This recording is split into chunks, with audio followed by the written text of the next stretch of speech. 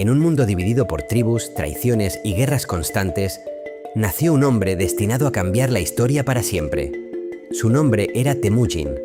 No nació como rey, no nació poderoso, nació en la dureza de las estepas de Mongolia, en un lugar donde sobrevivir un solo día ya era una victoria.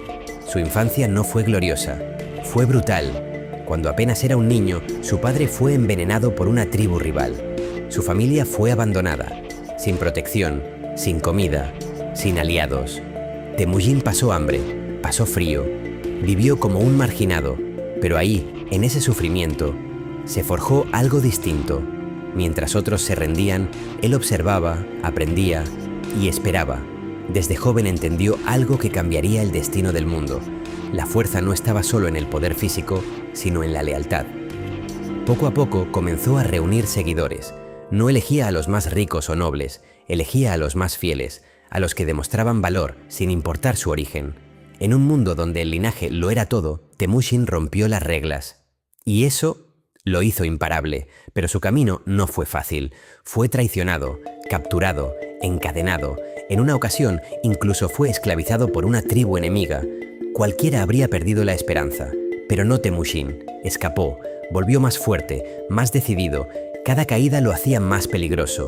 Uno a uno, comenzó a derrotar a las tribus mongolas, no solo con fuerza, sino con estrategia. Era rápido, inteligente, implacable. Donde otros veían caos, él veía oportunidad. Y entonces llegó el momento que lo cambiaría todo. En el año 1206, las tribus de Mongolia se reunieron. Por primera vez en la historia, estaban unidas. Y ahí, frente a todos, Temujin recibió un nuevo nombre: Genghis Khan, el gobernante universal. Pero esto no era el final, era apenas el comienzo. Con un ejército disciplinado, leal y brutalmente eficiente, Genghis Khan comenzó a expandirse más allá de Mongolia. Sus guerreros eran expertos jinetes. Podían disparar flechas a toda velocidad, sin detenerse. Se movían como el viento y atacaban como una tormenta. Sus enemigos no sabían qué los golpeaba. China fue uno de sus primeros grandes objetivos. Las murallas, las ciudades, los ejércitos, nada fue suficiente para detenerlo. Usaba tácticas psicológicas, engaños y una velocidad que parecía imposible. El miedo se convirtió en su arma más poderosa. Las historias de su ejército se extendían antes de que él llegara. Ciudades enteras se rendían sin pelear, solo por evitar su furia. Pero Genghis Khan no era solo destrucción, también era organización. Creó leyes, estableció orden, promovió el comercio, protegía a los mensajeros y a los comerciantes. Bajo su mando, las rutas comerciales florecieron como nunca antes. El imperio crecía, y crecía, y crecía. Desde Asia hasta Europa del Este, su dominio se extendía como una sombra imposible de detener. Pero su poder no se basaba solo en la conquista, se basaba en la meritocracia. No importaba quién eras, importaba lo que podías hacer. Generales que habían sido simples campesinos, ahora lideraban ejércitos, hombres sin nombre, se convertían en leyendas. Eso hacía a su ejército diferente, eso lo hacía invencible.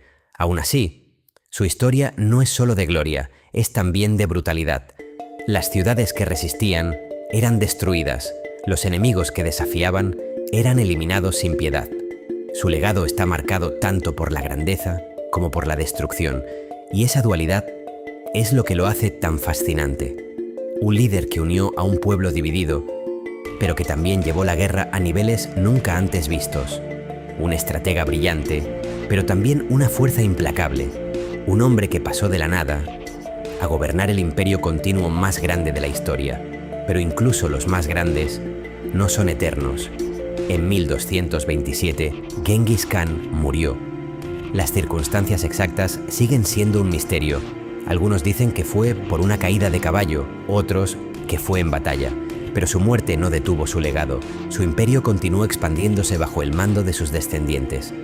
Su nombre se convirtió en leyenda, y su impacto cambió el mundo para siempre. Hoy, siglos después, su historia sigue viva. No solo como un conquistador, sino como un símbolo de determinación, estrategia y ambición.